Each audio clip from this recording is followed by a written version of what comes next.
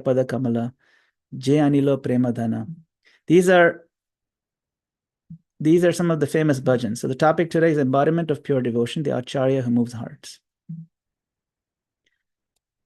These bhajans that are quite famous, very easy to memorize,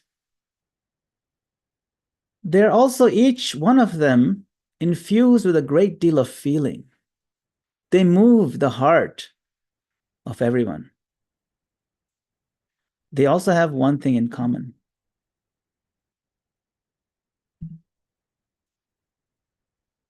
They are composed by one person, the great Acharya Narottam Das Thakur.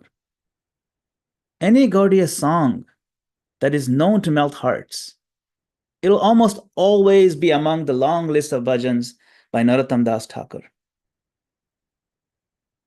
Narottam Das Thakur says, the ocean of Krishna Prem is so vast that even a drop from it can flood the entire world. It's an amazing thought. If you can just visualize this, one drop of Krishna Prem can flood the entire world. That's how big the ocean is. So there's a village in Bengal. It's very famous for agricultural products. You know, the land is very fertile. If you drop a fruit seed there by mistake and come back after a few years, there'll be a tree there filled with fruits. You know, that's how fertile the soil is. It's by the bank of this river called the Padma River, Padmavati. So in this river, there was a kayast. I mean, in this by the river, there was this village called Keturi village. This is a temple that's been built in that area. You can actually go and see it today. So many years ago in this village, there was a Kayastha family. Kayastha family, very successful. It's headed by a successful landowner, an entrepreneur by the name of Krishnananda Majumdar. So Krishnananda, he was so wealthy and influential that he was basically considered royalty. And he was known as King Krishnananda Datta Majumdar. And his wife was the queen, Narayani Devi. Now, King Krishnananda was very pious, and he would serve many, many Vaishnavas who passed through. And he saw that these great devotees, they really loved kartals and madangas, the khol drum. So he would arrange very generously many, many kartals and many, many mridangas. And they would come, these devotees, and they would see, wow, these are ready for our use. And they would worship, they would offer worship to these musical instruments. And then they would sing and dance, sing Hare Krishna Mahamantra. They would sing the glories of Lord Nityananda, Lord Gauranga. And they would talk about the great Lord Nityananda again and again. So this king, Krishnananda, he developed a lot of affection and love for Nityananda and Gaura. And these devotees that were coming through, you know, he saw that they knew Srimad Bhagavatam really well, the Bhagavad Purana. And fortunately, in this village, only Vaishnava Brahmins used to pass through. You know, thankfully, there were no what they call Smarta Brahmins. Smarta Brahmins are just, those they're focused on the external ritualistic aspects. But thankfully, they would avoid this village because this village was already being visited by so many Vaishnava Brahmanas, and Vaishnava Brahmanas, they would, present the pure message of love. The love of God is really the main thing, Krishna. Let's not get stuck up on unnecessary ritualism or hollow ritualism. So this was a good thing. It was very fortunate for Krishnananda, for this village. Now, Krishnananda's wife, in due course of time, was about to have a baby. And so Majumdar, Krishnananda, he was so much into education. He really felt education is like the most important thing for children. I think most people do, but he was really, really into it. So when his wife was just 6 months pregnant, Majumdar started a whole nationwide Brahmana recruitment campaign, a whole process, so that he would have all the best teachers lined up. He hired specialists in all the different branches of Vedic knowledge and philosophy and Nyaya and grammar and poetry and all the best.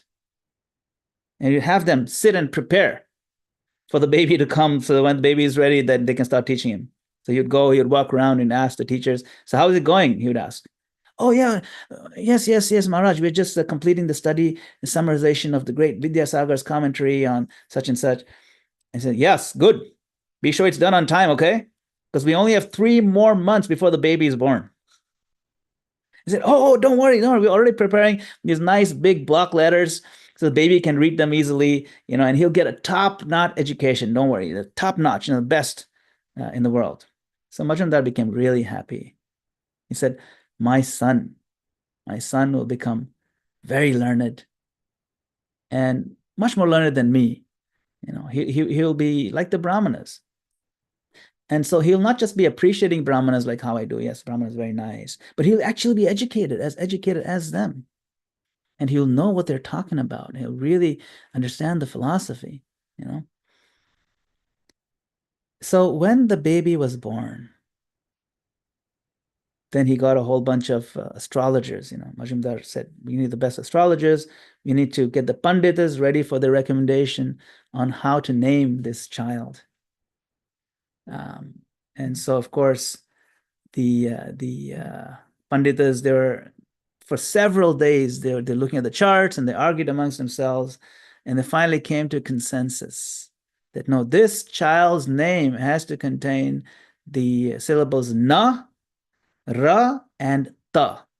Na, ra, ta, those 3 have to be there. That's the most auspicious combination. So then they researched and they found in the Bhagavatam one section that says that one day Naradhamas will become Narottamas, that the most fallen will become the greatest. Narottama means the greatest among men. So they said Naradhamas will become Narottamas. And Majmudar really loved that name, so he became Narottam. Of course, because he was a prince, or, well, not exactly royalty, but sort of royalty, everybody would call him Yuvaraj. Yuvaraj means the crown prince, Yuvraj Narottam. Or Rajkumar Narottam. Because he was basically, in line for the throne of the village. He was very wealthy, and he was, as expected, fully protected. And he was never allowed to venture out of the small village. Very protected. So one day the boy asked, Father, I want to bathe in the Padma River. Can I go? The father said, no. Why should you go? We will bring the river water to you, my child. You can bathe in that. Swimming in the river can be so dangerous. But I want to learn how to swim. That's fine. I'll arrange for you to learn how to swim, but not in the river. The river will just wash you away. So Majmudar arranged for Narottam to learn swimming in a small lake near the house. It's a pukur, small like a pond or a lake, under the careful watch of multiple lifeguards. And so Narottam would learn swimming and splashing around as a young child, but he was never allowed to go near the Padma River. It's too dangerous. Now, when the sadhus came, they always had their son, this Majmudar and his wife. They always insisted that their son listen to the sadhus. They insisted, Narottam, sit up straight and listen attentively. And the father would sit on one side, and the mother would sit on the other side, while the great Vaishnava sadhus spoke Srimad Bhagavatam. Now, the parents did not realize that this is going to be their biggest mistake, because the sadhus would discuss mainly things like the detachment of the great Raghunath Das Goswami. And why would they bring up Raghunath Das Goswami? Well, they would say, well, you're Majmudar, right? So Majumdar here, there's also another Majumdar. He's Govardhan Majumdar. You are Krishnananda Majumdar, but there's another very famous Govardhan Majumdar. You are rich. Govardhan Majumdar also very rich. You have a son. He also has a son. And of course, it's Raghunath Das Goswami. He was the son of Govardhan Majumdar. He would say, yeah, and Raghunath was so detached. And being a rich prince, he gave up everything. He gave up all his wealth. And he was sustaining himself, his body, just by begging at the Simhadwara gate of Jagannath temple. And then later he even stopped begging there. He became so detached. His father, Raghunath's father, had sent a whole contingency, a whole army, entourage with feasts, not just for Raghunath, but for all the devotees. Feed nicely. But Raghunath would not even touch it. Raghunath would only eat what is left behind in the ditch after even the cows were done eating from it. And we have heard that Lord Chaitanya Mahaprabhu himself would beg him for his special ditch prasadam.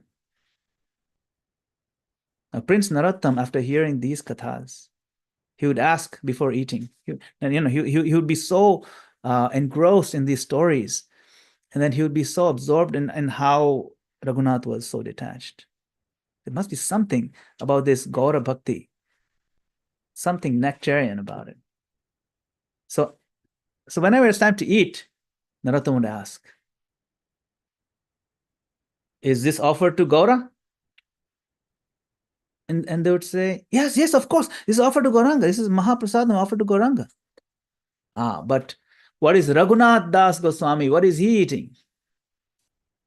Oh, Raghunath Das Goswami? Oh, he lives on Krishna Prem alone. Oh, Krishna Prem. I will also live on Krishna Prem only then. And then they would say, but my dear child, today we didn't cook any Krishna Prem. We didn't make any Krishna Prem today. Tomorrow we'll make it. Don't worry.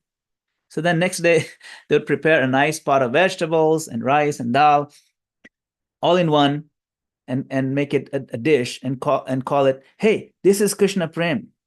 Narottam, this is Krishna Prem. And Narottam would eat the whole pot with so much relish because he would think of Raghunath Das Goswami. So Narottam would continue listening to these beautiful stories. He would hear stories of Rup Goswami, Sanatan Goswami, other great acharyas. And he developed these ideas of leaving home and just living in holy places, under a tree or in Dharamshala. He would tell his father, hey, father, why are we just stuck over here in this village?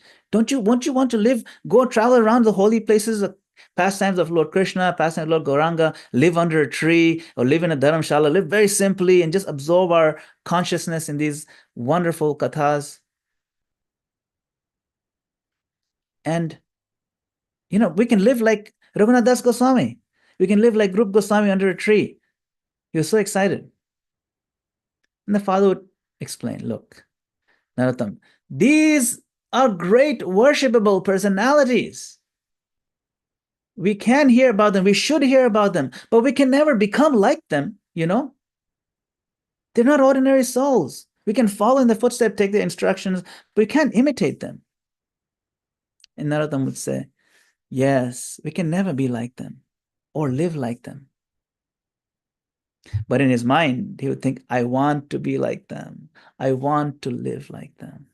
And so he would absorb his mind daydreaming and night dreaming about these great acharyas and how much they loved Gauranga and how much they loved Nityananda and how much love for Krishna they had and how much absorption in Bhagavatam they had.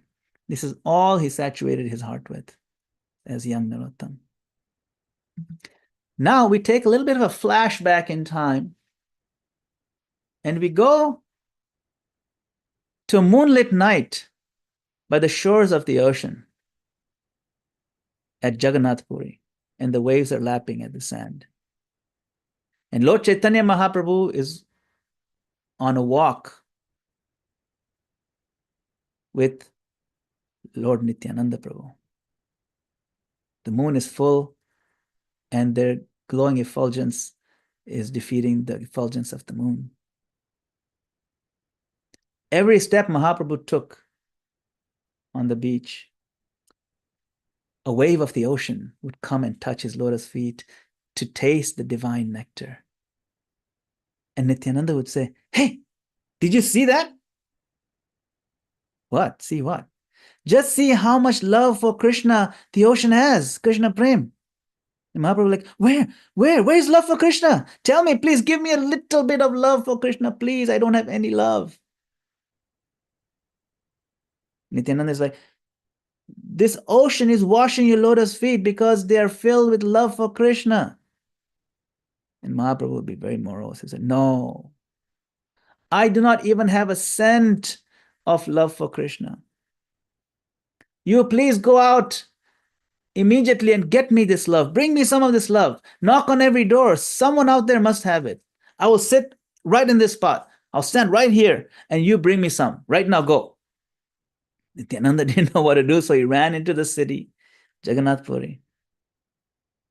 And the first person he meets is Swarup Damodar.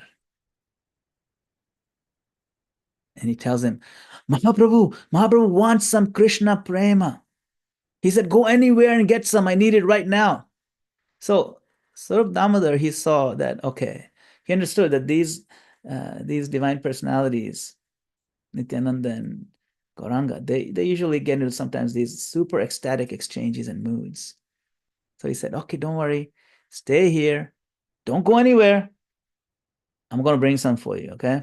So he ran back to the Gambira. Gambira is a place where Lord Chaitanya would worship.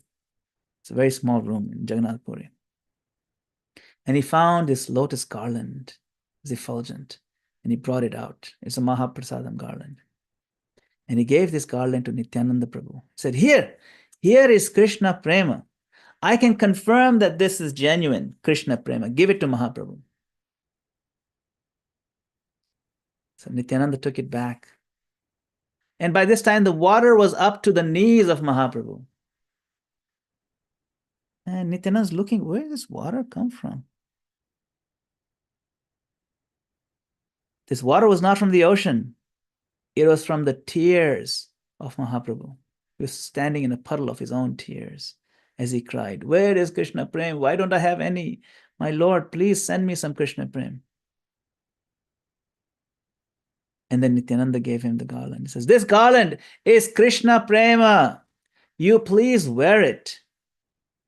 And Mahaprabhu wore it and began jumping and shouting, Krishna, Krishna, Krishna. Mahaprabhu said, Nitai, I want to tell you something. I now have so much Krishna prema. But even in this separation of Krishna, this prema just goes on increasing and increasing. This is the love that Radharani has for Krishna. I'm tasting that love that Srimati Radharani has in his separation. And what I'm doing, I'm just simply following in the footsteps of the gopis. Gopi bhartu padakamalayo, dasa dasa anudas. My heart is filling up with this love. But very soon, I will be wrapping up my pastimes here. I have a big problem. What problem could you have, my Lord? For one who has the wealth of God, wealth of love of God, this golokera premadhana, this premadhana, this love, which is the treasure of Goloka. For one who has that wealth, what kind of problem could there be? And I have this huge wealth of Goloka, this love of God, and I want to know into which bank should I deposit this love? Who will be able to receive and properly manage this wealth? If it was diamonds, I could just give it to anyone. If it was a kingdom, I could give it to King Pratap Rudra or something. But this is love for Krishna. Who can receive this properly?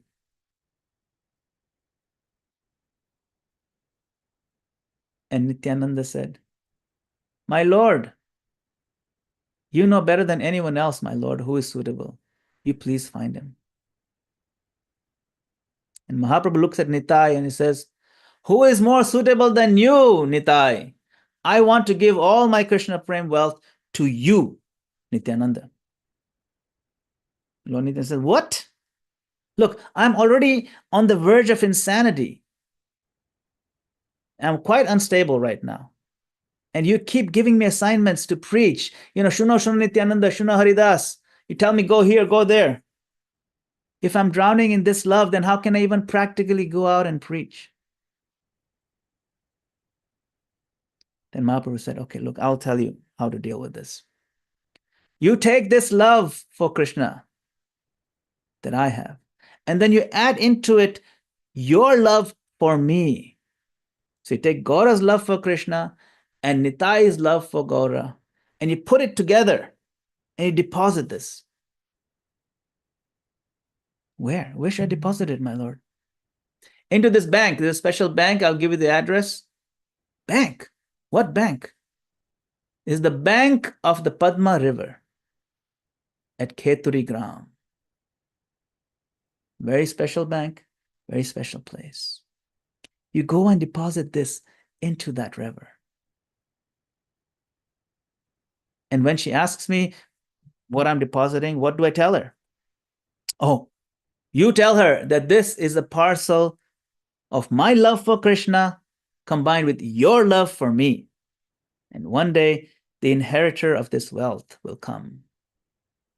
He will be a young, dark-skinned boy whose father never allowed him to bathe in the Padma when he was growing up. When that boy comes and touches her feet with his foot, because of his love for Gaura and for Nitai and his love for Krishna, your waves will rise and touch the sky. Then you will understand this boy is Narottam, special person.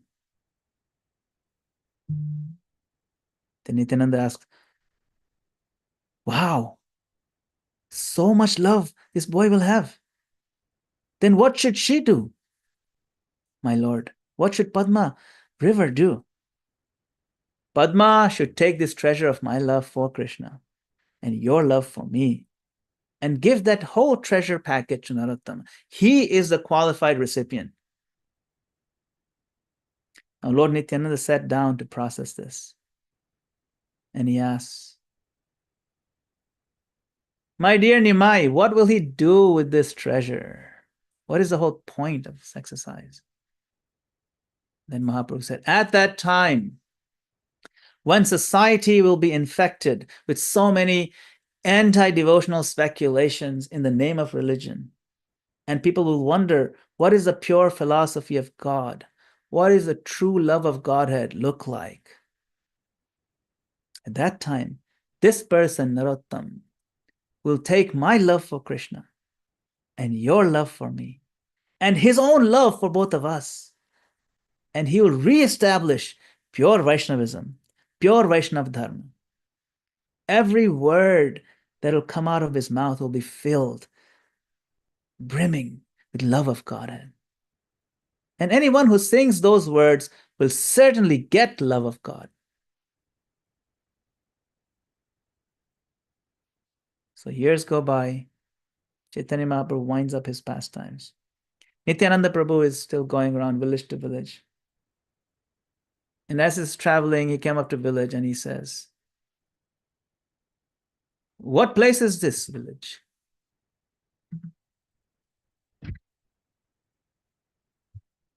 And they say, this is Caitanya. Ah, this is Caitanya. This means I'll be winding my pastimes soon.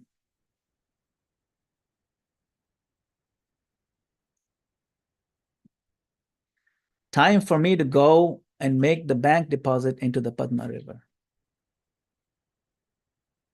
He went into the river, and she came in her personified form and fell at his feet. What is your instruction to me? And then Nityananda Prabhu said, simple job. I want to bank some property with you. Oh, no, my lord.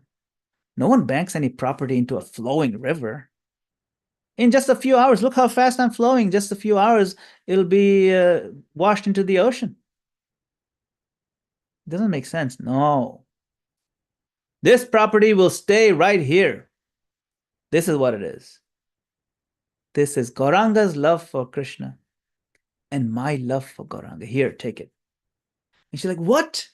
I can't handle this heavy treasure. What will I do with this? Oh, no, you're holding it for me. One day, one very glorious day, one boy, his name is Narottam. He will come.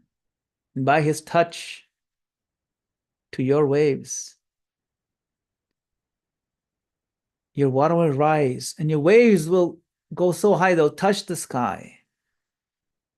That time, he immediately gave this treasure to him. This is Mahaprabhu's order. It's not me telling you, this is Mahaprabhu's order. I'm just telling you what he told me to tell you.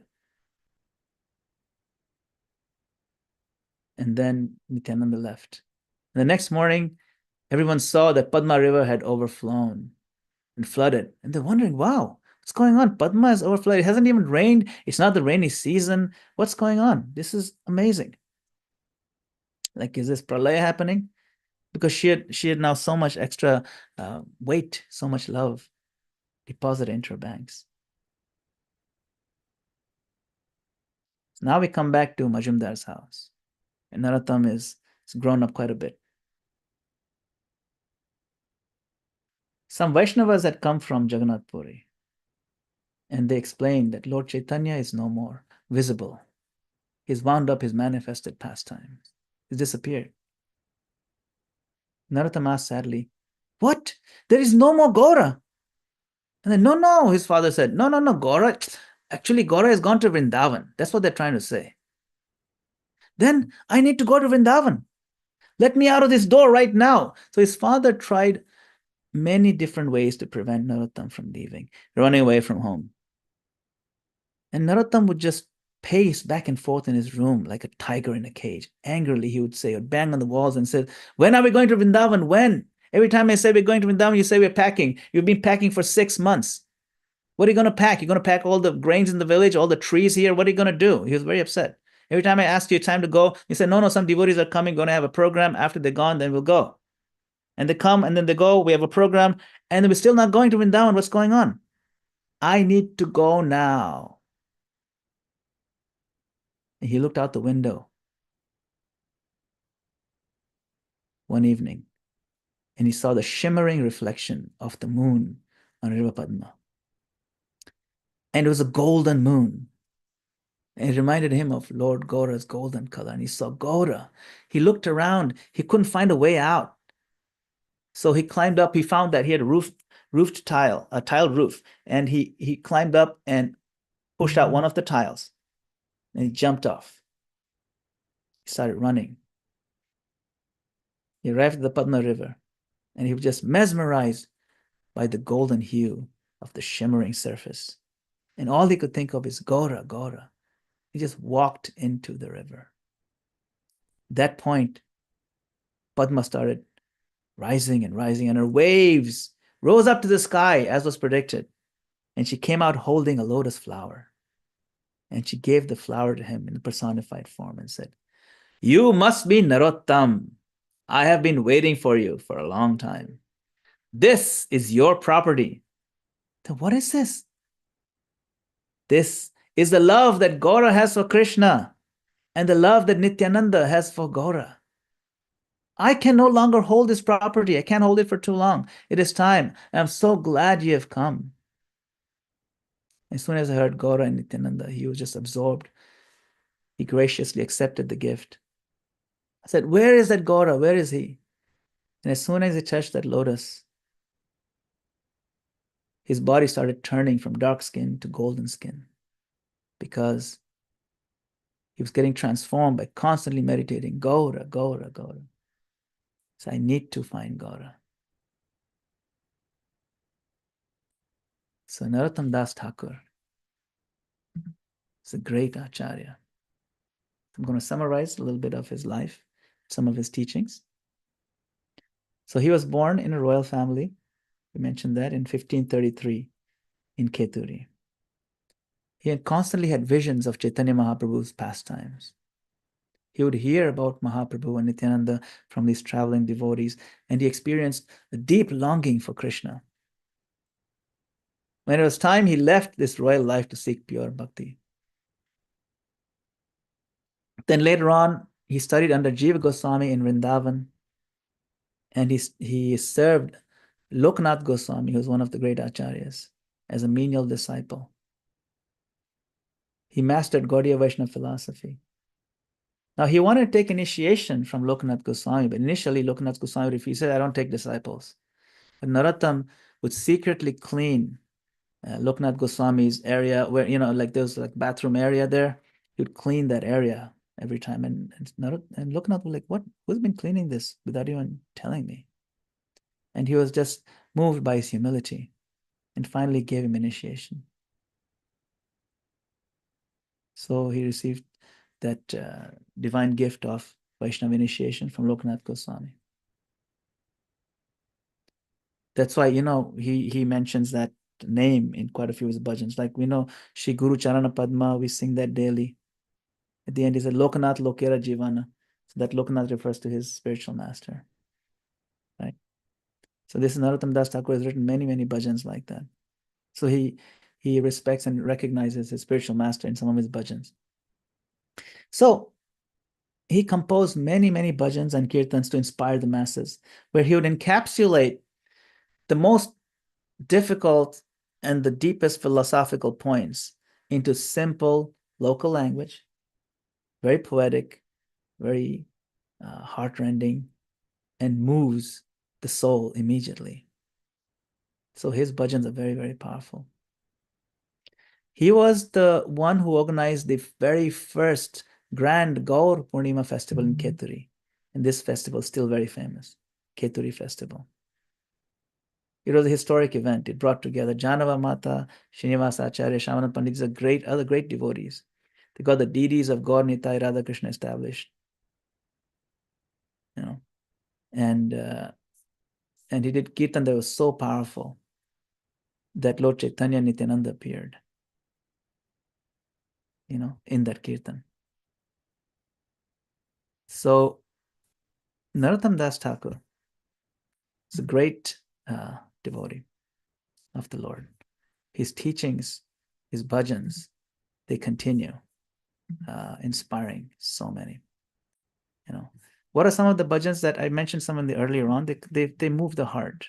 Shirupa Manjari Pada, Varanga Bolite Habe, Hari Hari Bifale. So if you look at something like Hari Hari Bifale, it is a very you can say remorseful song. His song is filled with remorse of having wasted his life. My Lord, Hari Hari Bifale Janama Gawaya, Manusha Janama Paya, Radha Krishna Na Bhajiya, Janiya Shunya Bishakaya. That I wasted my life fruitlessly. Manusha Janama Paya. I received this human form of life. Radha Krishna Na Bhajiya, but I did not worship Radha Krishna. I have knowingly and willingly drunk poison. This is my useless life. Of course, those who have the true wealth, those who have wealth, they're always crying about how little money they have. Similarly, those who have love, they're remorseful about how little love they have. But he is inviting us to enter into this mood. When we chant our Hare Krishna Mahamantra, when we chant Hare Krishna in our japa, when we chant Hare Krishna in the kirtans and so on, he's inviting us to get into this mood that, my Lord, I wasted my life. And when we get in a remorseful mood and we are moved to tears, our japa, our chanting is very powerful. He also wrote some very other nice bhajans, like one is called, there's a Rasa Leela that happens on Vasant. It's called Vasanti Ras. And he wrote a bhajan called Vasanti Ras, where he describes his vision of how beautiful Vrindavan is. It's just 3 stanzas, but it's so beautifully written. Vrindavana Ramya Sthana Divya Chintamani Dhama Ratana Mandira Manohara. This Vrindavan is a beautiful place. And there's bejeweled temples everywhere. And it's covered with Chintamani gems. And in this place, there's a golden lotus with many petals. And Radha Krishna are in the center. Radha Krishna are in the center. And the principal gopis are sitting in the paddle. So he gives us a beautiful vision of the spiritual world. Then there's another very famous bhajan, Radha Krishna Pran Mora Yugala Kishore. I'm sure you must have heard this, where he's saying that Radha and Krishna, they are my life and soul, this youthful pair, Yugala Kishore. Jivane Marane Gati Arnahi More. That is an aspiration that I'm aspiring to serve Radha Krishna in the spiritual world. Then he gets into the details where he's offering chamara, he's offering tambula and different things to the deity or to the forms of Radha and Krishna. So it's his bhajan span a variety of different moods, different points, but they're all very, very powerful. They move our hearts beyond ritualism. They move our understanding to the highest aspect of spirituality, which is developing love for God. See.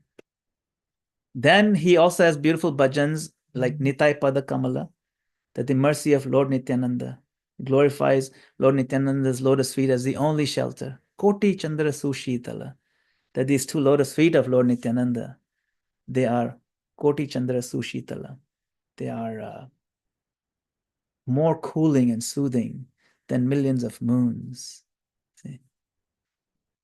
So these are some of the most famous kirtans sung in ISKCON today. Even our, Guru Puja we sing every morning. Shri Guru Charan Padma, that's composed by Narottam Das Thakur.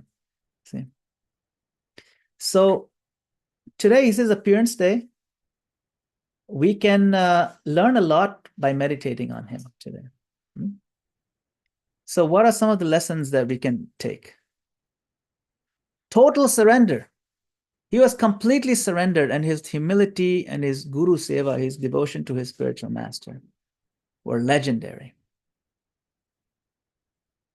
Another aspect is bhakti over birth. Doesn't matter what family you're born in. He was not born in a Brahminical family. He was born in royal heritage, but to him that meant nothing. Bhakti, the devotional service, the love that you develop for Krishna, that is what matters. That is a true wealth, not the wealth of royal heritage or other so-called material, advancements. No. Bhakti is the main thing. Another important teaching that he brings is that kirtan and bhajan, these are the best preaching methods. Srila Prabhupada also followed that. He sang so many bhajans. He would teach his disciples how to sing these bhajans. He would teach his disciples to go out and do kirtan on the streets. The famous kirtan, Hare Haraya Nama Krishna Yadavaya Namaha.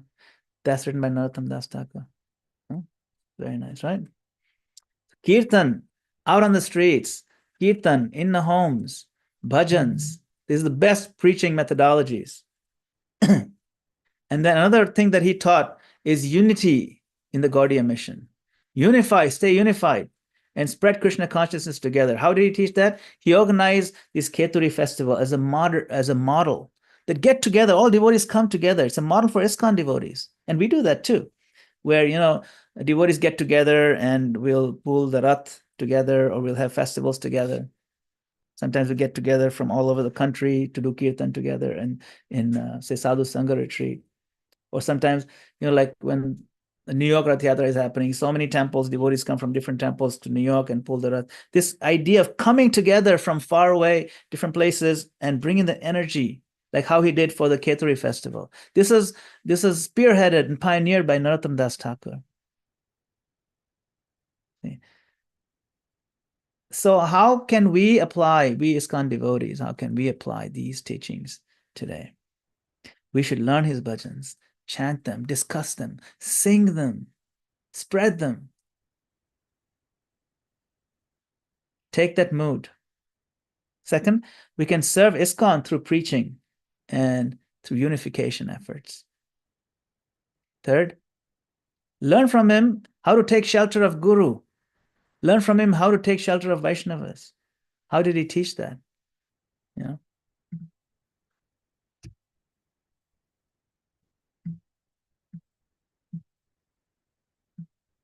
And then focus on humility and kirtan as the essence of bhakti. So just some final reflections.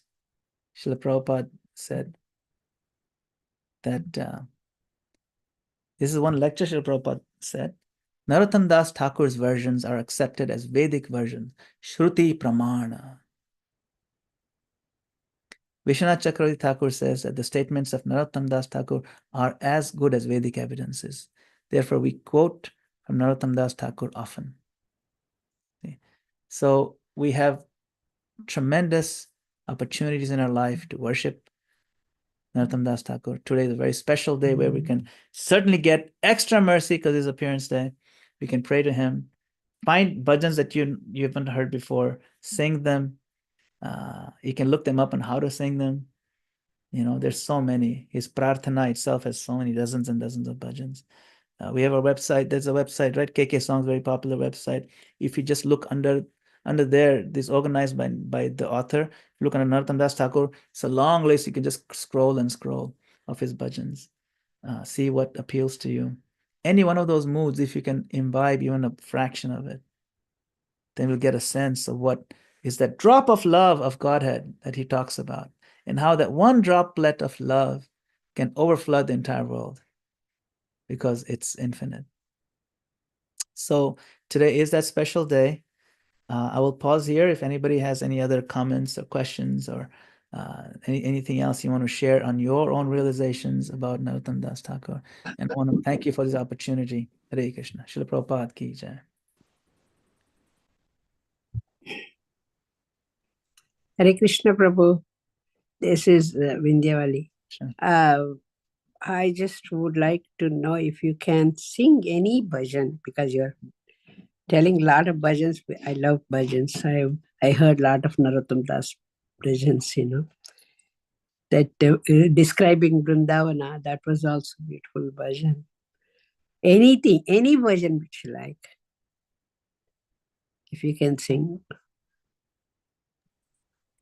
Sure. You know what? I can just sing the one that I started because Anyone. Yeah, anything you like. Sure. Okay, and maybe you can also kind of, I'll share my. I learned a lot of, I heard a lot of bhajans and I love them, all of them. I know most of the bhajans he wrote very nicely. Yes, he has sang many bhajans. I will maybe share one real quick over here. This one only has 3 stanzas, one of my favorite ones. Anything you should like. Yeah, here you go. Let's see if you can, I'm going to share my screen here. Yeah, this is a beautiful song. This is only 3 stanzas. Okay. Yeah. Vrindavana Ramya Sthana Divya Chintamani Dhama Ratana Mandira Manohara Abrita Kalindini Rajahansa Keli Kare Tahe Shobhe Kanaka Kama Taramade Hema Pita Ashtadale Beshtita Ashtadale Pradhana Naika Taramade Ratnasane Boshiya Chendui Jane Shama Sange Sundari Radhika. I'll read the translation. I just sang 2 of the beautiful, this translation, something to meditate on. You have one more song to sing, Prabhu. Sure. Okay, all right. I'll sing that. I'm sorry. No problem. I was trying to just finish it. Okay, that's number last one. Orupa lavanya rashi amiya pariche khasi hasya parihasa sambhashane Narottama Dasa Koe Nitya Lila Shukamoe Shadai Spurka Moramane. Beautiful Vrindavan is filled with Chintamani gems and many jeweled palaces and temples. Many regal swans play in the waters of the Yamuna, and in those waters a splendid golden lotus flower grows. In the middle of that lotus is a golden place surrounded by 8 petals. On these 8 petals, the 8 principal gopis reside. Ah, And in the center, Lord Shamsundar and beautiful Srimati Radharani sit on a jewel throne. The great beauty of the divine couple and their charming joking and laughter continually showers nectar everywhere. Narottam Das says, I pray that these blissful, eternal, transcendental pastimes of the divine couple may always be manifest in my heart. Hare Krishna. Thank you very much, Prabhu. Hare Krishna. Yeah, like you said, thinking all that, in lotus petal, they were sitting. That imagination itself is so beautiful. That his all these bhajans are very nice. Yeah. Narottam Das Krishna. There's many of them. This very long. Hariharaya Nama Krishna Yadavaya Nama. Thank you very much, Yeah, Prabhu. thank you, Vindhyavali Mataji. Anyone else has any comments? Something to share? Dronacharya Prabhu. Thank you, Madana Gopāla Prabhu, for this presentation on Narottam Das Thakur. What a wonderful way to honor his life and contributions, and so that we learn about such a great acharya. What fascinates me is that his music and his bhajans, his prayers they've really lasted the test of time. Oftentimes we see, like, especially within music, it seems like generation to generation, people have a change in music. What I liked, was much different than my grandparents and their great grandparents, and it's different than what my children and my great grandchildren will like. But it seems like Narottam Das Thakur's music and songs that he's given us, has lasted the test of time. That's such a wonderful comment, Prabhu. It is a testimony, it's a testament to the eternal nature of the spiritual message, the timeless nature of it. It is beyond time, and so the time factor doesn't affect it like how it could affect modern day fashionable songs. It's fashionable for some time, maybe a year or two, then they go out of fashion and people get tired of them. They don't sing them for many, then the 20 years pass, then they remember, oh, that was a good one. Then they have a retro collection, they call it retro, and then they sing those for a while, and then they get tired of them again, because that's the nature of mundane messages. Even if you put to beautiful music, mundane messages, they don't deliver the joy, the lasting joy that music promises. But when musical notes are infused with the message of divine love, and you can tell, you can imagine that Narottam Das Thakur, he was given this gift, which is Gauranga's love for Krishna and Nityananda's love for Gauranga. And then he infuses his own love for Gaura Nitai into his bhajans. Those things can never be destroyed. Those poems, those songs, they'll remain in the hearts, and you will sing them joyfully again and again and again. Gauranga Duti Pada. It's just the 2 lotus feet of Lord Gauranga. Such nice bhajans. Sometimes we may not even be aware that many of the bhajans we're singing, they're by him. If you look, these are Narottam Das Thakur songs. Look how many they are. You see? Dhana Mora Nityananda, Gauranga Bolite Habe Pulaka Sharira, Gauranga Karuna Kora, Gauranga Duti Pada, Gaura Pahu. Prabhupada sang some of these very beautifully,